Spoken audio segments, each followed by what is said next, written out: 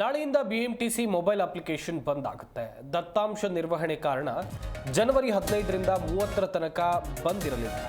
Data migration ಆಕ್ಟಿವಿಟಿಯನ್ನ ಮಾಡ್ತಾ ಇರುವಂತಹ ಹಿನ್ನೆಲೆಯಲ್ಲಿ ಮೊಬೈಲ್ ಅಪ್ಲಿಕೇಶನ್ ಬಂದ್ ಮಾಡ್ತಿರೋದಾಗಿ ಬಿಎಂಟಿಸಿ ಹೇಳಿದೆ. ಡೇಟಾ ಮೈಗ್ರೇಷನ್ ಪೂರ್ಣಗೊಂಡ ಬಳಿಕ ಎಂದಿನಂತೆ ಈ ಆ್ಯಪ್ ಕಾರ್ಯವನ್ನು ನಿರ್ವಹಿಸಲಿದೆ. ಬಿಎಂಟಿಸಿ ಬಸ್ ಕುರಿತ ಹಲವು ಮಾಹಿತಿ ಹೊಂದಿದಂಥ ಅಪ್ಲಿಕೇಶನ್ ಇದು. ಪ್ರಯಾಣಿಕರು ಬಿಎಂಟಿಸಿ ಮೊಬೈಲ್ ಅಪ್ಲಿಕೇಶನ್ ಮೂಲಕ ಬಸ್ಗಳ ಮಾಹಿತಿಯನ್ನು ಬೆರಳ ತುದಿಯಲ್ಲೇ ಪಡಿತಾ ಇದ್ರು.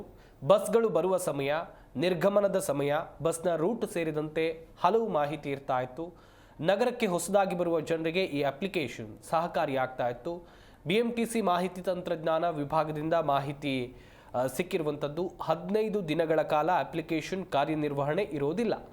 ನಾವು ಡಾಟಾ ಮೈಗ್ರೇಷನ್ ಆಕ್ಟಿವಿಟಿ ಮಾಡ್ತಾ ಇದ್ದೀವಿ. ಕರ್ನಾಟಕ ಸ್ಟೇಟ್ ಡೇಟಾವನ್ನು ಸೆಕ್ಟರ್ನಲ್ಲಿ ಡಾಟಾ ಸೆಕ್ಯೂರ್ ಆಗಿರುತ್ತೆ. ಇದೇ ಕಾರಣಕ್ಕೆ ಡೇಟಾಗಳನ್ನು ಅಲ್ಲಿ ಸ್ಟೋರ್ ಮಾಡ್ತಾ ಇದ್ದೀವಿ. ಈ ಹಿನ್ನೆಲೆ 15 ದಿನ ಮೊಬೈಲ್ ಅಪ್ಲಿಕೇಶನ್ ಕಾರ್ಯನಿರ್ವಹಣೆ ಮಾಡಲ್ಲ. ಫೆಬ್ರವರಿ 1ರಿಂದ ಎಂದಿನಂತೆ ಆ್ಯಪ್ ಕಾರ್ಯವನ್ನು ನಿರ್ವಹಿಸಲಿದೆ ಅಂತೇಳಿ ಬಿಎಂಟಿಸಿ ಸ್ಪಷ್ಟಪಡಿಸಿದೆ.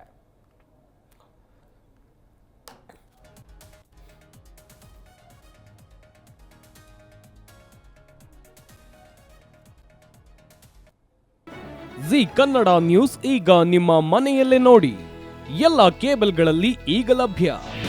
ನಿಮ್ಮ ನೆಚ್ಚಿನ ಜಿ ಕನ್ನಡ ನ್ಯೂಸ್ ಈಗ ಸನ್ ಡೈರೆಕ್ಟ್ ನಲ್ಲಿ number 292, Tata play number 1664, Jio TV number 1334, NXT digital number 30, in cable number 30, city networks 51, U digital number 162, GTPL number 17, Rockline telecommunications number 42, Shri Basaveshwara cable number 168, rural cable network 60, Vinayaka digital 57, Abhishek cable 821, city channel 53, Siddeshwara cable network 57, V4 digital Infotech 628, Surya digital networks 53, Gajanan digital number 836, Malnad infotech private limited number